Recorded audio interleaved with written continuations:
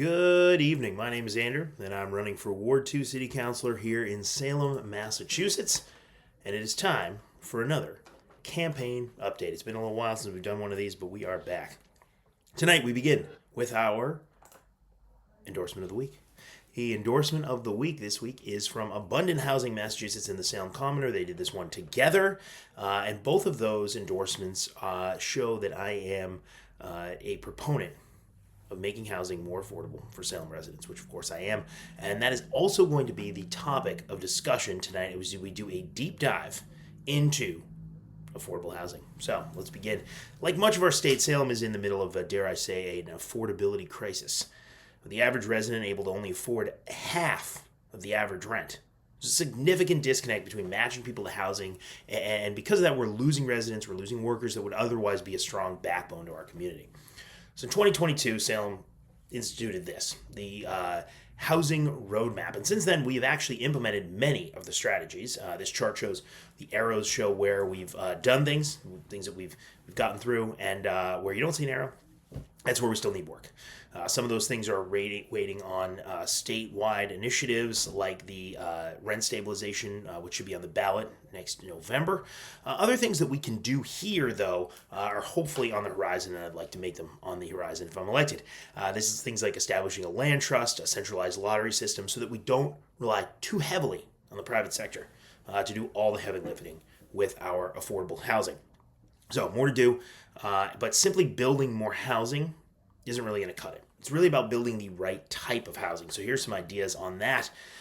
We really need to match our single-person households to the studio and one-bedroom rate. You can see from this chart, that's the dark blue there. We've got a lot of one-person households, 36%, and really only 24% of our housing are studio and one-beds. So you need to kind of right-size that and start building a lot more of that type of housing. We could increase lodging houses as well, as long as we make sure that they are well-maintained, regulated, and safe for residents. And we also want to advance projects like the supportive housing project at Lifebridge Harbor Light, which I discussed in a previous video. You can go and watch that one as well. Also opportunities for us to retrofit older buildings like the one at 5 Broad Street. There's a proposed building at an old courthouse. This provides new housing without laying down new foundations. So we're able to contribute to the historic fabric of the neighborhood and revitalize some otherwise dormant areas. That's something I really want to see us doing. We can also develop on underutilized land, what's called adaptive reuse. So we rethink how buildings are converted to housing. That's what you're seeing with Shetland Park. I will say that I have a lot of reservations about what's proposed there. I want to see something, but I don't know if I want to see 1,200 higher price units as proposed. That really seems, they're just not in sync with what we need. One area that we haven't really gone into lately is the public housing. So Salem Housing Authority hasn't built since 1990, so really it's because it's not quite always feasible. But then because of that, we have to look to the private sector, and we become at the mercy of what a developer wants to do. So we really need to find creative new ways to tackle that. And we have fantastic partners like Harbor Light Homes, North Shore CDC. They're building quality, affordable housing.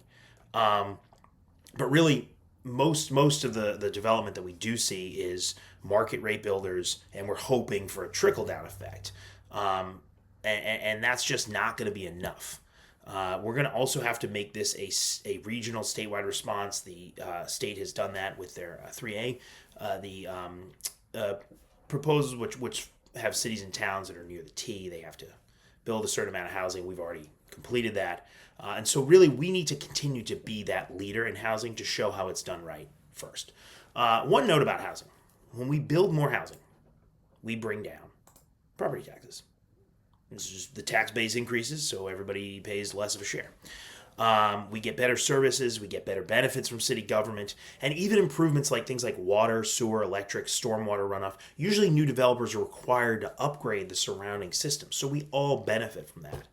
Affordability is also going to have to come from building more, letting the market do its work, there's that. But we also need to explore other strategies, right, to get to affordability. Some of them I've already mentioned. Other things we could maybe do is a potential vacancy tax, increase the short-term property tax abatement for do a short-term property tax abatement for higher levels of affordability. So you're going to do more affordability, you pay less taxes in the short run. Also reforming our zoning laws, cracking down on Airbnbs, short-term rentals. But in terms of zoning laws, what I'd like to see is where it won't change the fabric of a neighborhood, but where we already have non-conforming areas, where we already have a lot of houses close together. We can look at building more in there so that we're not changing the history, but we're building for the future. So I would like to see that as well. Look, let's face it, there's an easy way to have affordable housing, right? It's to make the schools terrible, you increase gun violence, and maybe blight all the businesses downtown, right? But I know that works every time. That is not what we want to do here. What we need to do is we need to find solutions that build Salem up, not down. And to build up, I think we have to do that. We literally have to build. So that's all I have right now for you. Remember to vote November 4th. Go to www.andrewworks4salem.com. That's the number 4, andrewworks4salem.com to learn more. November 4th, Tuesday, is the election, and I'll hopefully see you out there. Thank you very much. Appreciate you listening. Good luck getting through Halloween.